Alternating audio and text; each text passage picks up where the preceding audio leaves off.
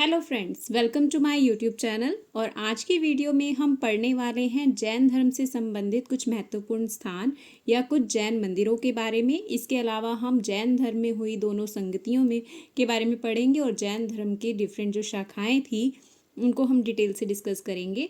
तो सबसे पहले जैन धर्म से संबंधित स्थानों के बारे में पढ़ते हैं। हमें पता है कि जैन धर्म में 24 तीर्थंकर हुए। तीर्थंकर यानी कि जिन्होंने जैन धर्म का प्रचार किया, जिन्होंने सत्य को समझ लिया था और अपने धर्म का प्रचार किया था। तो जैन धर्म में टोटल 24 तीर्थंकर हुए हैं। उन तीर्थंकरों के मोक्ष प्राप्ति के स्थान से प्रश्न बनते हैं कि किस तीर्थंकर ने कहाँ पर मोक्ष प्राप्त किया था। तो सबसे पहले है कैलाश पर्वत, जिसे अष्टापद कहा गया है। और यहाँ पर जो प्रथम तीर्थंकर थे ऋषभदेव या वृषभदेव या आदिनाथ, ठीक है, तीनों नाम ऋषभदेव जी के ही हैं। और इन्होंने कैलाश पर्वत अष्टापद नामक स्थान पर मोक्ष प्राप्त किया था। नेक्स्ट है हमारे चंपापुरी, जो कि बिहार में स्थित है। यहाँ पर 12वें तीर्थंकर वासुपूज्य जी का मोक्ष स्थान रहेगा। ठीक है, चंपापुरी वासुपूज्य। फिर है गिरनार। गिरनार जो कि गुजरात में स्थित है। यहाँ पर 22 यानी कि 22वें तीर्थंकर नेमिनाथ जी का मोक्ष स्थान है। उसके बाद आता है पावापुरी, जो सबसे इम्पॉर्टेंट है, यहाँ पर जो कि बिहार में स्थित है। और यहाँ पर 24 तीर्थंकर महावीर स्वामी जी का मोक्ष स्थल है। ठीक है, तो मेन इम्पॉर्टेंट जो हमारे जिन्होंने जैन धर्म को पुनः स्थापित किया था या वास्तविक संस्थापक जिसे कहा जाता है, तो महावीर स्वामी जी का मोक्ष प्राप्ति स्थल होगा हमारा पावापुरी, बिहार। उसके बाद आता है सम्मेत शिखर। सम्मेत शिखर ये झारखंड में स्थित है और यहाँ पर शेष 20 तीर्थंकरों का मोक्ष स्थल रहेगा। ठीक है, यानी कि हमें याद कौन से करने हैं, 1st, 12th, 22nd and 24th। और उसके अलावा जो जितने 20 तीर्थंकर हमारे बच गए उन सब का मोक्ष स्थल रहेगा सम्मेत शिखर।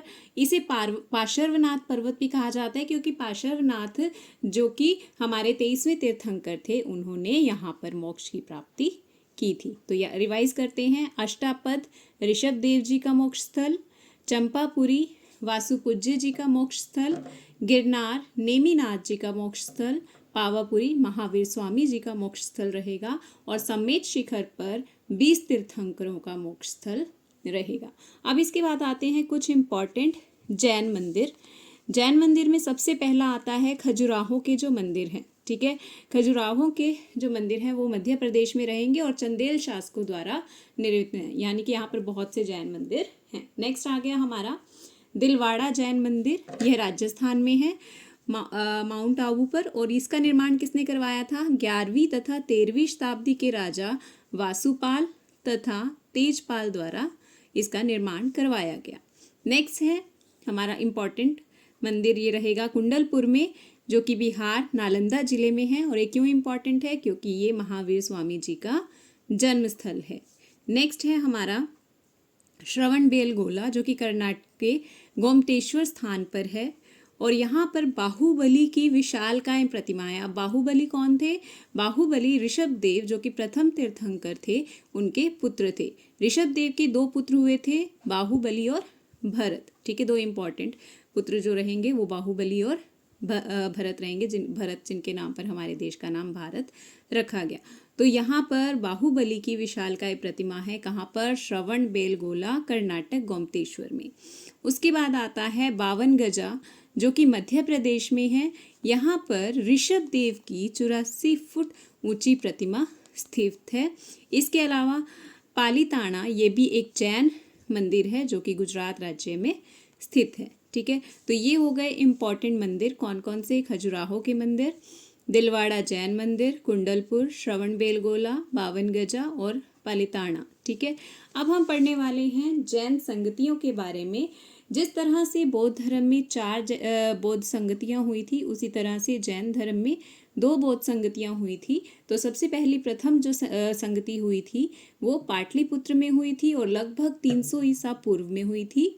और इसके जो अध्यक्ष थे वो स्थूलभद्र थे। ठीक है, और इस संगति में हुआ क्या था, इस संगति में 12 अंगों का संकलन किया गया। फिर द्वितीय यानी कि दूसरी जो संगति हुई थी वो वल्लभी गुजरात में हुई थी और कब हुई थी? 512 ईस्वी में हुई थी, यानी कि 6th सेंचुरी में हुई थी। नेक्स्ट आ गया कि इस संगति में क्या हुआ था। इस संगति में जो मेन काम था, जो जैन धर्म ग्रंथ थे उनका संकलन जो हो रहा था उसको पूर्ण रूप से लिपिबद्ध करने का कार्य द्वितीय संगति में किया गया। और इसकी जो अध्यक्ष थे वो देवर्षि क्षमा श्रमण थे। ठीक है, अब इसके बाद कुछ और जो क्वेश्चन बचते हैं हमारे, जो हमने अभी डिस्कस नहीं किए हैं, वो हैं कि जैन संघ में 11 अनुयायी या गणधर थे। ठीक है, कितने अनुयायी या गणधर थे? 11 अनुयायी या गणधर थे। और महावीर की मृत्यु के पश्चात जैन धर्म को आगे बढ़ाने का कार्य सुधर्मन ने किया था। इसके बाद जैन धर्म के विभाजन की बात आती है कि जैन धर्म जिस तरह से बौद्ध धर्म, हीनयान और महायान शाखाओं में बट गया था, उसी तरह से जैन धर्म भी 2 भागों में, 2 शाखाओं में विभक्त हो गया था। ठीक है, तो इसके विभाजन की स्टोरी क्या रहेगी कि चंद्रगुप्त मौर्य के समय में क्या हुआ था? एक लंबा अकाल पड़ा जिस कारण स्थूलभद्र अपने अनुयायियों के साथ कर्नाटक, श्रवणबेलगोला, दक्षिण भारत में चले गए। जैन धर्म के वास्तविक स्वरूप में बदलाव किया, यानी कि स्थूलभद्र जो कि दक्षिण भारत की ओर चले गए, उन्होंने अब अपने जो जैन धर्म है उसमें काफ़ी चेंजेस ला दिए और एक नई शाखा का निर्माण किया जिसे श्वेतांबर कहा गया। फिर इस तरह से जैन धर्म जो है 2 भागों में बट गया, श्वेतांबर और दिगंबर। ठीक है, अब श्वेतांबर और दिगंबर में क्या डिफरेंस है? श्वेतांबर के जो प्रवर्तक थे वो स्थूलभद्र थे और दिगंबर के प्रवर्तक जो रहेंगे वो हमारे भद्रबाहु थे। श्वेतांबर श्वेत वस्त्र पहनते थे और दिगंबर नग्नावस्था में रहते थे। श्वेतांबर स्त्रियों के लिए अनुमति थी, परंतु दिगंबर कहते थे कि स्त्रियों को मोक्ष प्राप्त नहीं हो सकता, इसीलिए उनको जैन धर्म अपनाने की अनुमति नहीं थी। श्वेतांबर मत महावीर स्वामी को ईश्वर मानते थे, पर ऐसा दिगंबर मत वाले नहीं मानते थे। ठीक है, यानी कि श्वेतांबर मत मूर्ति पूजा में विश्वास करने लगा था, महावीर स्वामी की मूर्तियों की पूजा की जाने लगी थी, परंतु दिगंबर मत में ऐसा कुछ नहीं था। ठीक है, वो सिर्फ उनके शिक्षाओं के उपासक थे। तो this was all about Jain धर्म। In our next video, we will proceed further for our ancient history.